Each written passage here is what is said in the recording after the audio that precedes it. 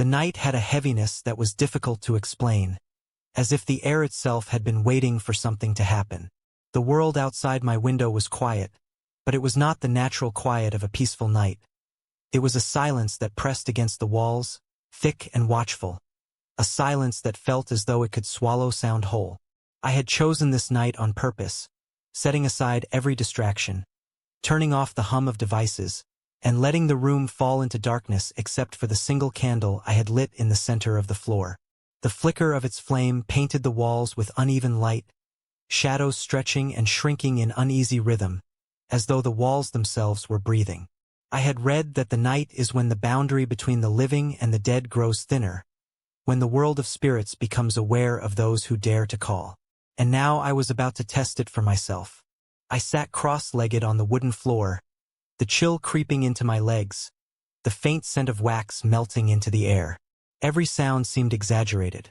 The slow tick of the old clock in the hallway, the rustle of my own breath as it moved in and out of my chest, the faint groan of the house settling on its foundations. I tried to steady myself, telling my heart not to race. Yet the very act of silence seemed to make its pounding louder, as if the house was listening to it too. I had chosen a ritual that was simple enough, one that did not require elaborate tools, only patience and a willingness to believe. The candle was my light, the silence was my companion, and the words I whispered were my invitation. At first, there was nothing but stillness. My voice, quiet and low, asked into the air if anyone was there, if any spirit would listen. My words felt small, fragile things that dissolved as soon as they left my lips. I repeated the question, each time expecting no reply, yet each time the weight of the room seemed to grow heavier. It was not sound that answered me, not yet, but the feeling that the silence was no longer empty. The air around me had thickened, like unseen water slowly filling the room. My skin prickled with awareness, every hair rising, as though something invisible had stepped closer without making a sound. I forced myself to remain calm, though the instinct to break the ritual and reach for the safety of light was strong. I reminded myself why I had chosen to do this. The need to prove that the unseen world was not only stories whispered in candlelight, not only warnings in dusty books. The thought of contact fascinated me more than it frightened me, at least at first. I whispered again, asking for a sign, asking if anyone was truly here. My candle trembled, not from a draft I could feel, but as though something had brushed past the flame. I stared at it, unblinking, convinced that my own eyes were playing tricks, but the shadows it threw against the wall began to stretch in unnatural shapes, twisting longer than they should have, bending in ways no flicker of flame could explain. The silence in the room was no longer silence. It was a pressure that throbbed against my ears, a soundless roar that drowned out everything else. I had never realized how loud nothingness could be until that moment. My body felt tense, every muscle aware, and I began to sense something that I could not see. It was as if someone stood just beyond the reach of the candlelight, their presence unmistakable, though their form remained hidden.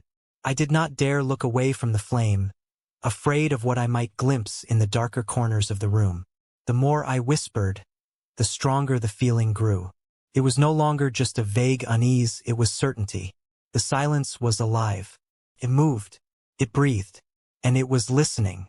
My heart raced as I leaned closer to the candle, the wax pooling at its base, the flame sputtering as though the very air around it was being disturbed. I asked again, one final time, with a voice that shook despite my effort to sound steady. I wanted proof, just one undeniable sign. The room did not answer with words. It answered with something far worse. From the farthest corner, the floorboard gave a groan, slow and deliberate, as though a weight had pressed down upon it. It was not the creak of settling wood. It was the sound of a step. And it was not mine.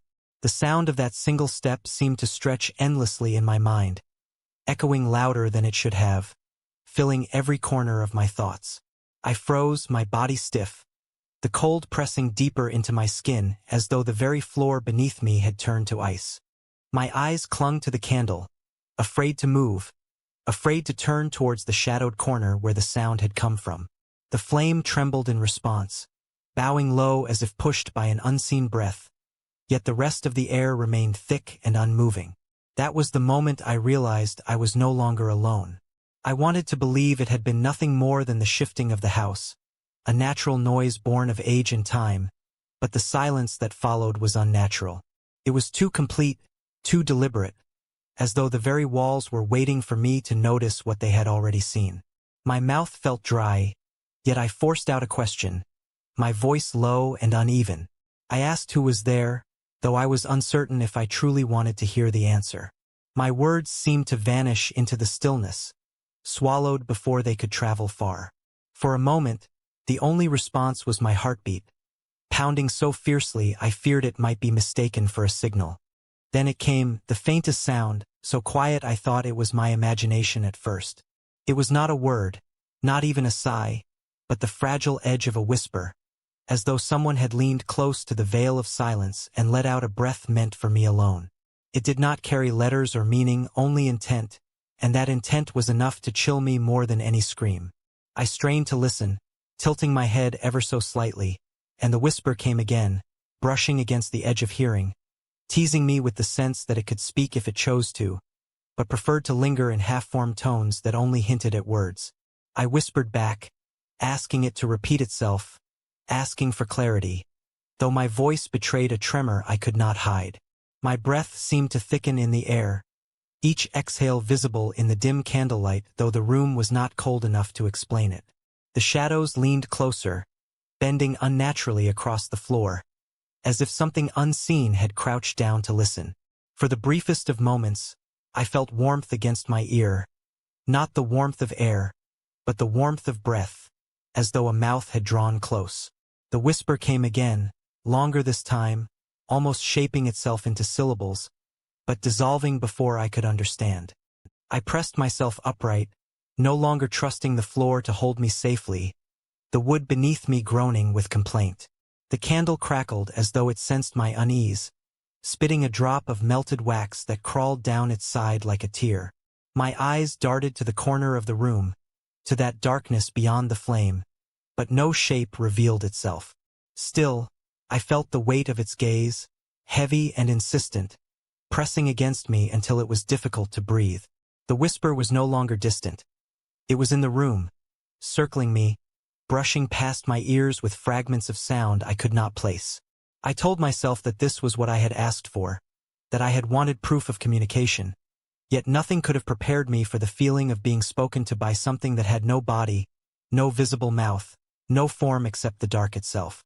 I tried to calm my shaking hands, resting them on my knees, whispering again, asking it to give me a sign I could understand. I asked it to speak clearly, to show me its presence, to prove it was not only my mind twisting shadows into voices. The whisper stopped. The silence returned, but it was heavier than before, not empty but brimming with intent. I almost wished the whispers would come back, for the absence of sound was worse, filled with anticipation. Then, from the stillness, came a new noise. 3 gentle taps against the wooden floor, slow and deliberate, echoing like knuckles upon a coffin lid. 1, 2, 3. Each tap was closer than the last, as though whatever lingered in the shadows was drawing nearer with every sound. The flame of the candle bent low, almost extinguished, before straightening again, its light weaker, its glow more fragile. I leaned closer, desperate to keep it alive, for it had become my only anchor in the growing dark. My breath quivered as I whispered again, this time not with curiosity but with fear. I asked the question I had been avoiding, the one that pressed against the edges of my thoughts ever since the first sound had broken the silence. Who are you? The answer did not come in words. It came in a voice that was not a voice at all, a layered chorus of broken tones, rising from the walls themselves. They did not speak my question back to me, they spoke my name. The sound of my own name, spoken in a way no human voice could form, clung to the walls like dampness, seeping into every corner of the room. It was not a single voice but many, overlapping in broken harmony, each tone fractured and incomplete, yet together forming something unmistakable. It was not just sound, it was recognition. My heart lurched as though it had been pulled by unseen hands, and for a moment I could not draw breath.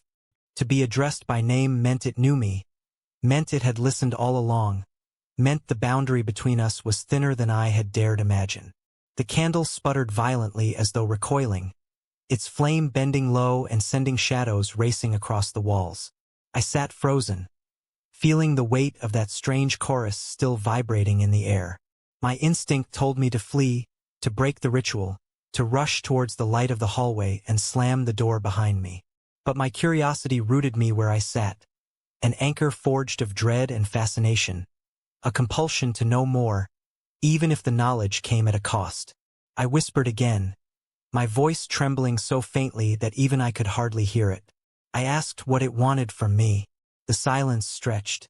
For a moment I believed I had made a mistake, that the presence had withdrawn, leaving me abandoned in my fear. But then, from the far corner of the room, a sound rose low and guttural, almost like a sigh dragged across stone. It swelled slowly, shaping itself not into words but into rhythm. A knock. 3 dull thuds on the floor. I remembered the old superstition that spirits often answered in patterns, and I realized it was responding, acknowledging me in its own way. The knocking stopped, and then the whisper returned, faint, unfinished, weaving in and out of the candle's unsteady light. The sound of it was unbearable, not for its volume but for the way it twisted inside my head, bypassing my ears and lodging itself deep in thought. It was like hearing someone else's breath inside my own skull, like words half-formed in a dream, lingering just out of reach. I pressed my palms against the floor, grounding myself in the chill of the wood, trying to remind myself that I was still in my own home, still alive, still in control. But with every second, I felt that control slipping, as though the air itself had shifted allegiance and now belonged to something unseen. The shadows grew restless. They no longer clung to their places on the wall but stretched and bent unnaturally, like limbs seeking freedom. I watched one lengthen across the floor, sliding closer to the candle as if drawn towards its warmth. My throat tightened. It was only the flame and I now, a fragile barrier against the encroaching dark, and even it looked ready to falter. The wax had burned low, and the light that once filled the room was now reduced to a trembling halo. I whispered again, begging for clarity, asking what it wanted, asking why it had come. For the first time I thought I heard a fragment of language. A single word, distorted and faint, but enough to freeze me in place. It was the word stay. The way it echoed was unnatural, as though it had been spoken inside the walls themselves, and its meaning struck me with a coldness far worse than the chill in the room. Stay. It did not want to visit. It wanted to linger. The floor creaked again, deliberate, heavy, one step after another. My gaze darted to the candle, but it gave me no comfort, its flame shrinking smaller with every breath. The air thickened, pressing against my chest, and I felt that presence moving closer. Though the corner remained empty to my eyes, my skin screamed at me with certainty. Something stood there, something unseen, and it was not merely watching, it was approaching. I tried to gather strength, to end the ritual, to demand it leave, but the words refused to form. My tongue felt heavy, as though the air itself had bound it. The presence leaned closer, so near I could almost sense its outline in the dark. And then, before my weakening candle, a shape began to form. Not clear, not solid, but a distortion in the air, as if the darkness itself was molding into figure. Shoulders, a head, something rising from the shadow. The whisper came again, not in fragments this time, but as a voice filled with terrible clarity. I am here. The words clung to the air like smoke, thick and invasive, pressing themselves into the fabric of the room so that even silence could not erase them. I am here. The phrase did not fade quickly as normal sound does. Instead, it seemed to reverberate within the walls, echoing faintly long after the last syllable should have died.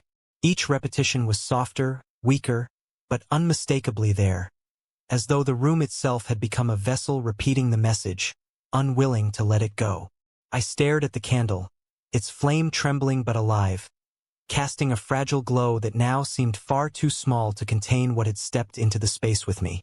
The figure in the corner was not fully formed, but its outline was undeniable. A distortion in the dark, the suggestion of shape where there should have been emptiness.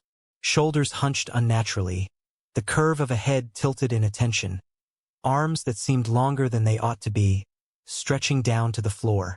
Its presence was heavy, not just to the eye but to the body, weighing down on the air so that every breath felt labored, every movement a test of will.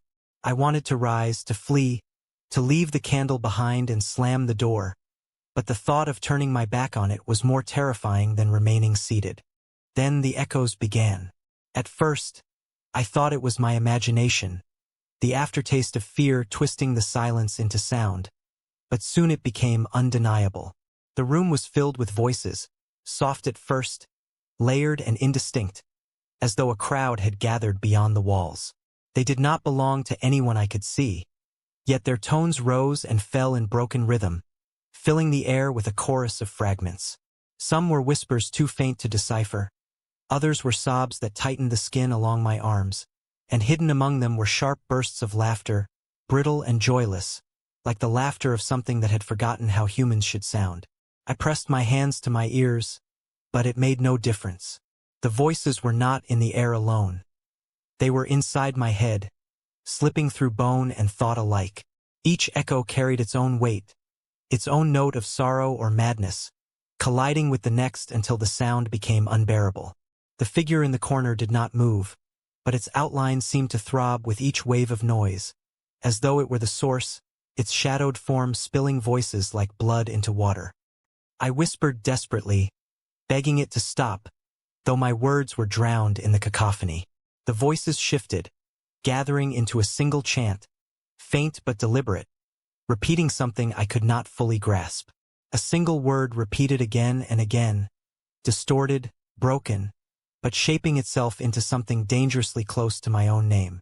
The realization made me shiver so violently that my teeth ached. They were calling me, over and over, hundreds of unseen mouths pressing the sound into the air, demanding my attention, demanding my surrender. The candle bent under the weight of the unseen storm, its flame shrinking to a sliver, its wax running fast as though the night itself fed upon it. I dared to believe it was over, dared to hope they had obeyed. Then came the laughter. One single voice this time, low and deliberate, curling out of the shadows with chilling clarity. It was slow, measured, deliberate in its cruelty, each note dragging itself across my nerves like rusted metal. It was not mocking in the way human laughter is, not light or careless. It was a promise. It told me without words that this was not departure, but beginning. The figure shifted at last. It moved forward, not with the natural motion of steps, but with a glide, as though the dark itself carried it closer. The candle hissed in protest, its light shrinking further, its final defiance failing.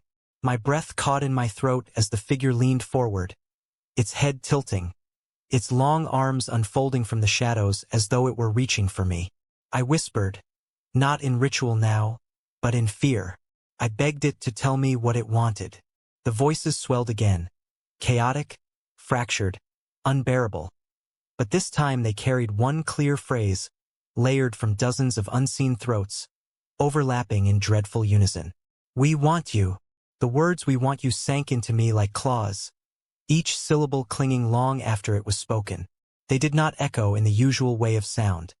Instead, they pressed against my thoughts, etching themselves deep into the silence until I could no longer tell if I had heard them or if they had been carved directly into my mind. My body stiffened, my pulse rushing so fast it felt as though the blood itself had turned frantic, seeking escape from a vessel that no longer felt safe. I sat perfectly still, as though movement would only invite their grip closer, as though stillness itself could disguise me from their hunger. The candle was dying. Its once bold flame now clung weakly to the wick, spitting faint sparks into the wax that had gathered in a shallow pool. Each flicker seemed like the last heartbeat of something fragile, and I knew that once it was gone, I would be left in the dark with them, unshielded. Yet my fear rooted me to the floor, unwilling to risk breaking the fragile balance that kept them at the edges of the room. Every instinct told me to run, to escape into the safety of light, but I also knew, deep down, that the moment I moved, the shadows would follow. They already were. At first it was subtle, almost imperceptible, the kind of trick the eye plays when fear lingers too long. But soon it became undeniable. The shadows were not still. They shifted when I did not, bending and stretching in slow, deliberate movements, sliding across the walls like liquid. The distortion in the corner, the figure that had spoken, seemed to bleed into the darkness, feeding it life. The more I stared, the less I trusted the boundaries of the room, for the shapes began to stretch beyond what the candlelight could explain. They were not responding to the flame. They were responding to me. One shadow dragged itself across the floorboards, stretching thin and unnatural, until it reached the base of my leg. My breath caught, and though I did not move, I felt its cold brush against my skin, as though a hand without substance had laid itself across me. The sensation was faint but real, a weightless chill that seeped through muscle and bone. I wanted to flinch, to recoil, but something deeper urged me not to. The air was thick with expectation, and I sensed that if I reacted, it would give them permission to act in kind. So I remained still. My chest rose and fell in shallow breaths, each one trembling, while the shadows crept closer, circling me like predators testing their prey. They slid across the floor, climbing the walls, curling over the ceiling, bending at impossible angles. My eyes darted helplessly, following their movements, but the more I tried to track them, the less sense the room made. Corners seemed to shift, doorways stretched further away, and the candle no longer lit the space as it had before. Reality itself bent beneath their presence, and I could feel the room reshaping into something otherworldly, something not meant for the living. I whispered again, more out of desperation than ritual, pleading with them to stop, to leave me be, to release the grip that bound me. For the briefest moment, the shadows paused, as though listening. The silence was heavy, suffocating, broken only by the faint hiss of the failing candle. I thought perhaps they would retreat, that mercy might still be possible. Then the floor groaned again, not from a single step, but from many. Footsteps, faint yet numerous, scattered across the room though no bodies could be seen. They circled me in slow rhythm, the boards creaking under a weight that was not visible. My body screamed for escape, yet I forced myself to remain still, convinced that movement would shatter the fragile line between being observed and being claimed. The shadows tightened, pressing in, their forms growing sharper with each flicker of the dying flame. I shut my eyes, hoping blindness would spare me, but even in the dark I felt them. Their shapes pressed against my eyelids, their weight hung in the air, their whispers coiled into my ears. And then, among them, one sound cut through all the rest. Not laughter, not weeping, not the fractured chorus of voices, but the distinct scrape of something sharp dragging across wood. Slowly, deliberately, moving closer, I opened my eyes just as the candle gave its final sputter, the flame shrinking to nothing, plunging the room into complete darkness. And in that blackness, the shadows were no longer bound to walls. They moved freely. Something reached out. The darkness was absolute. Without the candle's fragile glow, the room lost all shape, swallowed whole by a blackness so dense that even my own hands, raised shakily before my face, were invisible. Yet I did not feel alone in that void. Quite the opposite. The absence of light revealed something more unsettling than sight could have prepared me for, the undeniable weight of eyes upon me. It was not one gaze, nor two, but countless, layered upon one another, pressing into me from every side, each pair carving its own intent into my flesh. Their presence was suffocating, a chorus of unseen stares that seemed to strip away the very edges of my being. The silence did not return as I had hoped. Instead, it deepened, filled with a vibration so faint it barely qualified as sound. It was the thrum of attention, of countless watchers breathing in unison, their breaths woven into the shadows around me. I could not see them, yet I knew where they stood. I felt the weight of eyes at my back, above me, crouched low at my sides, lingering far too close. One stare in particular burned hotter than the rest, boring into the very center of me, as though it searched not just my body but the thoughts that hid beneath my fear. I tried to steady my breath, but each exhale trembled, breaking the silence in ways I had not meant. The moment I shifted, the air shifted with me, the unseen crowd leaning closer, their presence thickening until I could no longer deny the sense of figures in the dark. They moved when I did not, their weight causing the floor to groan, their unseen steps circling in patterns I could not understand. My heart pounded, and I realized with horror that it was the only true sound left in the room. My pulse a drum they seemed to follow, measuring their rhythm against mine. I whispered into the dark, asking them what they wanted, though my voice cracked with terror. No words came in reply, only a faint, deliberate inhalation from directly behind me, so close that the warmth of it grazed my neck. I froze, every muscle locked, unable to turn, unwilling to confirm what I already knew, that something stood inches away, watching with eyes I could not see. My skin prickled with the sensation of being examined, studied, as though my very stillness was a test I was doomed to fail. Then came the sound of nails. Long, dragging, deliberate. They scraped slowly across the wooden floor, circling me in a measured pace, never rushing, never faltering, as though the unseen figures were carving an invisible boundary around me. The sound was unbearable, each stroke resonating through the wood and into my bones, making it clear that I was surrounded. I dared not move, convinced that to cross their line would invite something far worse than their gaze. Minutes stretched into what felt like hours. My body ached from stillness, yet I did not dare shift. The weight of those eyes bore down heavier with each passing breath, as though the longer I endured, the closer they pressed. Whispers began again, faint, overlapping, half-formed, but unlike before they carried no words at all, only tones of hunger and intent. It was the sound of something that did not need to speak to be understood, something that could express its desire without language. And then, the sound changed.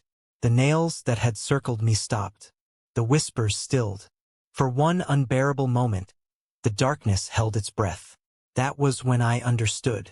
They were no longer around me. They were above me. The ceiling groaned as though burdened by unseen weight, the boards shifting under pressure, dust falling lightly onto my hair and shoulders. I tilted my face upward into the void, heart hammering against my ribs, certain that if I could see, I would meet the gaze of something crouched directly over me, head lowered, eyes locked into mine. I did not want to know what kind of face could carry such a stare, yet I could feel it, heavy and deliberate, pressing down like chains. The silence fractured.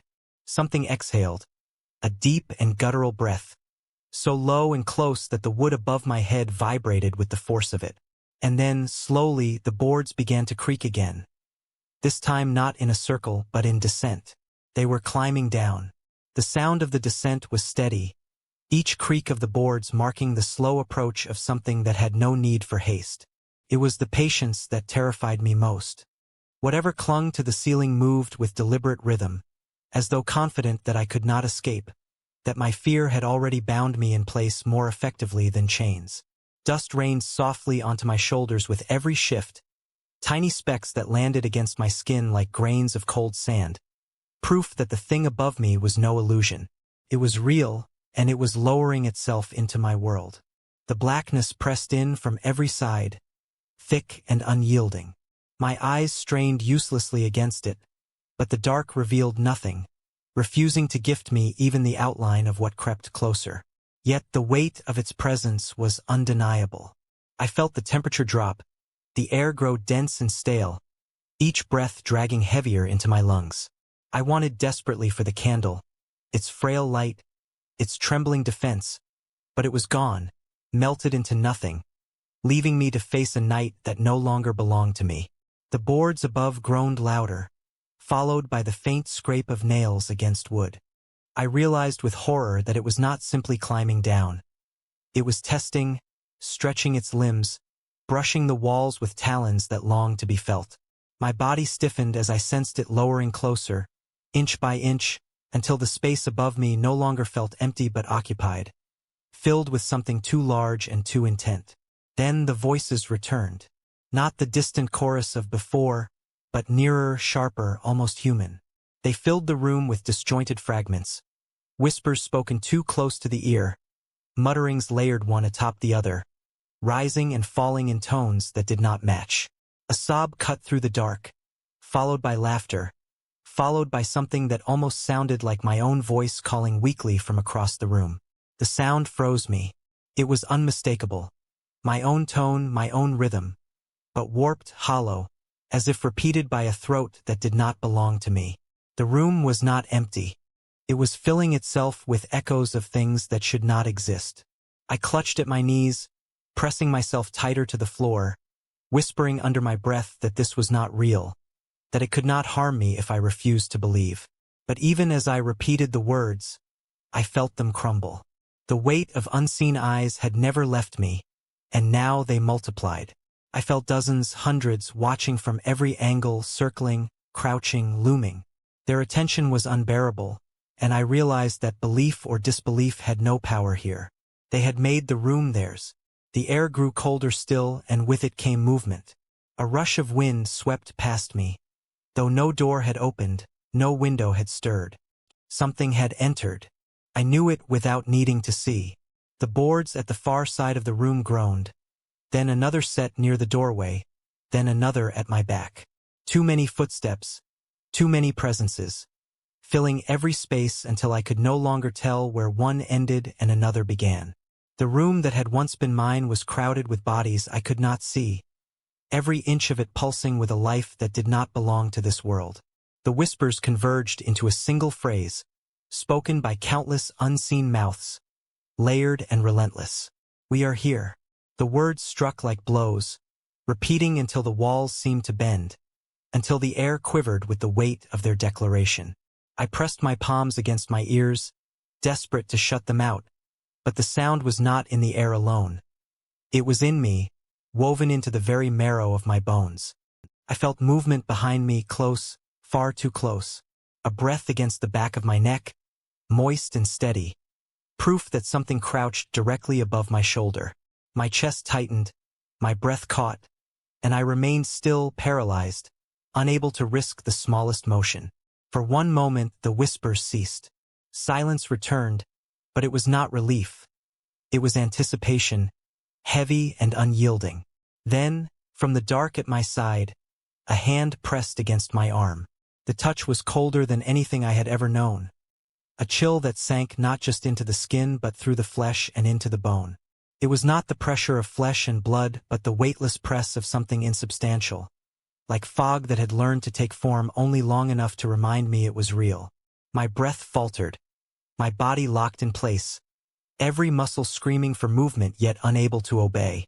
The hand lingered, its grip light but undeniable, as though testing the substance of my body, as though deciding whether I was strong enough to be held. I dared not look. My eyes remained fixed on the black void before me, convinced that to glance sideways would only confirm the horror crouched beside me. Still, I knew it was there.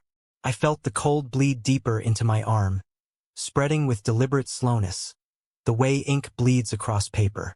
It was claiming me piece by piece, and all I could do was wait. Then it spoke.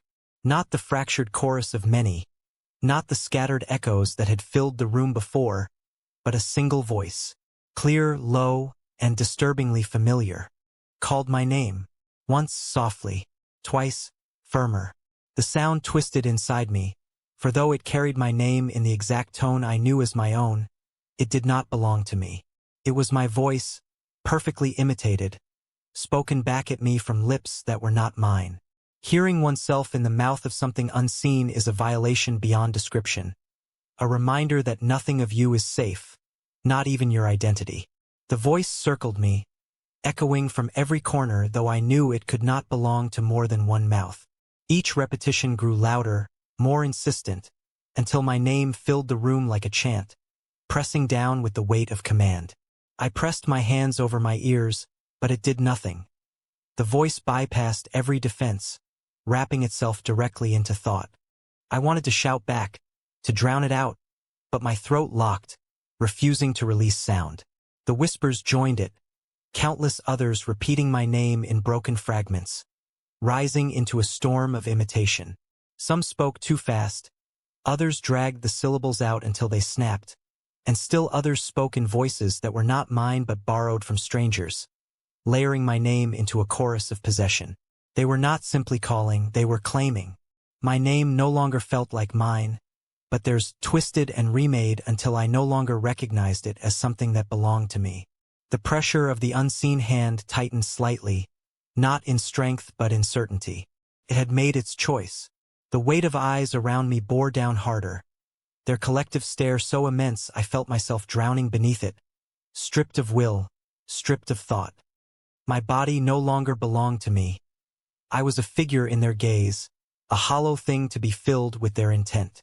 I whispered, barely able to force the sound through trembling lips, begging them to stop. My words were swallowed instantly, consumed by the storm of voices repeating my name. But then, abruptly, all sound ceased. The silence was brutal, pressing in like the closing of a tomb. The hand lifted from my arm, leaving behind a chill that lingered like a scar. For a moment I thought it had ended, that they had withdrawn, that the room would return to emptiness. Then the voice came again. Only one this time. My name, whispered once more, but softer, closer. I turned despite myself, too afraid to remain still, too desperate to cling to certainty. My eyes searched the blackness, and though the dark gave nothing freely, I saw it. A face, not fully formed, not of flesh, but pale and distorted, emerging from the shadows with features stretched too long. A mouth that moved in silence before sound followed. Its eyes were hollow, yet I felt them burn into me with a weight I could not bear. The mouth opened wider, impossibly wide, and when the voice came again it no longer imitated. It commanded. Come closer. The command clung to the air, heavy and unavoidable, seeping into me with a weight that no human voice could ever carry. Come closer. The words did not feel like sound alone.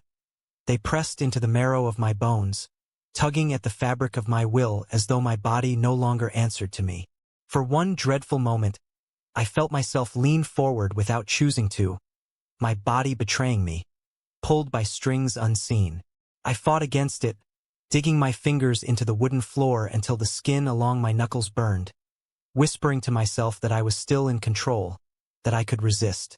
But deep down I already knew I was not resisting them. I was resisting myself, the part of me that had already given in. The face in the dark hovered motionless, its hollow eyes locked to mine, its mouth frozen in that wide and impossible grin. I wanted to look away, but my gaze was bound, dragged into its void, as though staring too long had forged a chain between us. The shadows shifted behind it, restless and alive, weaving around the pale distortion like servants awaiting their master's call. I could no longer pretend this was a trick of the candlelight or the madness of solitude. The presence was real, undeniable, and it had chosen me. The air thickened again, colder and heavier, each breath dragging like smoke into my lungs. My body trembled with exhaustion, but I could not relax, for the weight of those countless unseen eyes had returned, pressing down from every angle. They were watching not just with curiosity, but with expectation, as though waiting for me to obey, waiting for me to step willingly into their circle. My defiance felt smaller with every passing second, eroded by the sheer magnitude of their attention. Then the voices began once more. Not in fragments this time, but in rhythm low and steady, like a ritual chant. They did not call my name now. They spoke words I could not understand, sounds twisted and ancient, their tones sharp and guttural, weaving through one another with dreadful precision. The floor beneath me seemed to hum with the vibration, the wood trembling under the weight of language not meant for the living. My body ached with the resonance, each syllable burrowing deep into flesh and bone. I pressed my palms to my ears, desperate to block it out, but the sound was not entering through air alone. It was inside me, clawing at the edges of thought, weaving itself into every fragment of my mind. I wanted to scream, to force my own voice against theirs, but my throat remained locked, paralyzed by the pressure of their chant. I could only sit in silence, my eyes fixed on the hollow face before me, as the words reached a pitch so unbearable that I thought my skull would split. Then, all at once, the chanting stopped. The silence was immediate, sudden, violent in its weight. The shadows froze. The air grew impossibly still. The pale face tilted its head, studying me with a hunger that needed no words. And then, slowly, deliberately, the mouth moved once more. "Let us in." The words were soft, almost gentle, but their meaning struck harder than any scream. They did not want to leave. They did not want to haunt the edges of my world. They wanted more. They wanted inside. The shadows began to stir again, not around me this time, but towards me. They slid across the floor in liquid streaks, curling towards my legs, my arms, my chest, reaching like fingers eager to grasp. My body screamed to move, to flee, to fight, but I sat paralyzed, as though the weight of their gaze alone had nailed me to the floor. The pale face leaned closer, its hollow eyes burning deeper into mine, and its voice came again, sharper now, insistent. "Let us in." And as the shadows touched my skin, I realized with dread that I no longer had the strength to refuse. The shadows coiled around me like smoke that had grown claws, wrapping around my wrists, my chest, my throat. Their touch burned and froze at once, sinking into my skin as though searching for a way deeper. I could feel them pulse with a rhythm not my own, a slow throb like a heartbeat that was older than the world itself. Each throb pulled harder, tearing open something unseen inside me, loosening the barrier between what I was and what they wanted me to be. The pale face loomed so close I could taste the cold of its breath, though breath it could not have possessed. Its mouth moved slowly, deliberately, shaping words I already knew before they were spoken. "Let us in." The demand no longer echoed. It thundered inside me. I knew if I resisted, they would crush me, body and mind alike. Yet I also knew the moment I yielded, I would never again belong to myself. I tried to form words, to plead, to deny, but all that left my mouth was a trembling whisper. What will you do?" It was then that everything fell silent. The countless whispers, the pressing weight of invisible eyes, even the pulsing cold of the shadows. All of it paused, as though the question had carved through the ritual like a blade. The face froze, its hollow eyes locking with mine in stillness so profound it felt as though time had stopped. And then, slowly, the mouth stretched wider, curling into a smile too vast to be human. "We will make you ours." The words were not spoken with menace but with certainty, as though the outcome had already been sealed. The shadows pressed harder, forcing their way deeper, and I felt my own thoughts begin to splinter. Memories unraveled, pieces of myself peeling away like fragile paper in firelight. I clutched at them desperately, trying to hold on to fragments of who I was, but every second more of me slipped beyond reach. My name, once stolen by their voices, now dissolved entirely, no longer mine to claim. The candle sputtered violently, its flame stretching high as though gasping for air before collapsing into smoke. Darkness swallowed everything, pure and absolute.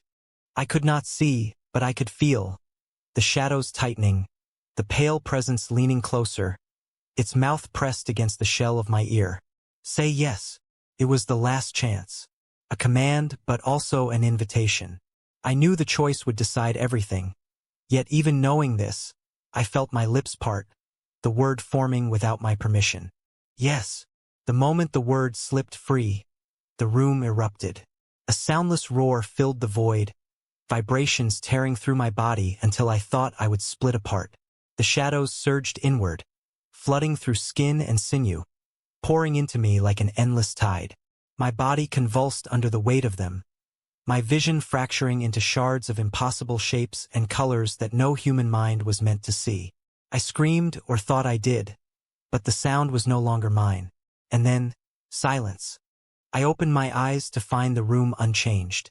The candle sat before me, its flame burning steady once more, the air still and calm. Yet something was wrong. My body felt heavier, as though I carried not just my own weight but countless others. My breath was steady, but it did not feel like mine.